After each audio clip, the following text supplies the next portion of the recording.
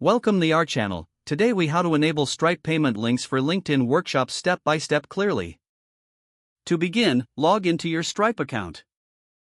If you don't have an account yet, create one by visiting the Stripe website.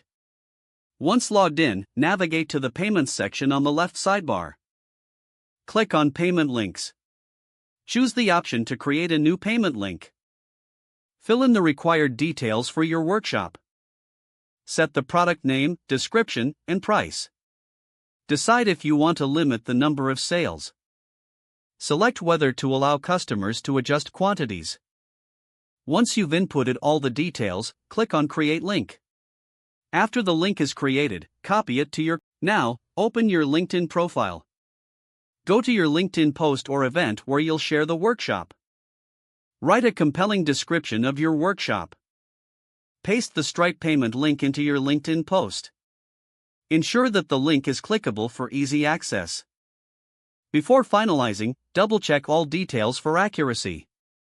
Finally, publish your LinkedIn post or event to share with your network. Your audience can now easily register for your workshop using the payment link. If the page does not load, refresh the browser or try again in a private or incognito window. Make sure you are using the correct email address, then retype it carefully to avoid small typos. If your password is not accepted, use the reset option and create a new strong password you can remember. Check your spam folder for verification or security emails, then complete any requested confirmation steps. Enable two-factor authentication if available to improve account security and reduce unauthorized access risk. After signing in, review your profile details so your contact information and settings are accurate and current. If you see an error message, note it down and try again after restarting your device and internet connection.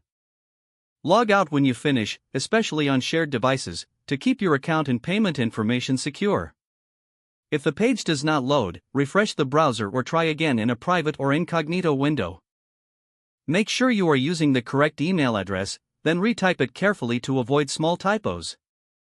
If your password is not accepted, use the reset option and create a new strong password you can remember.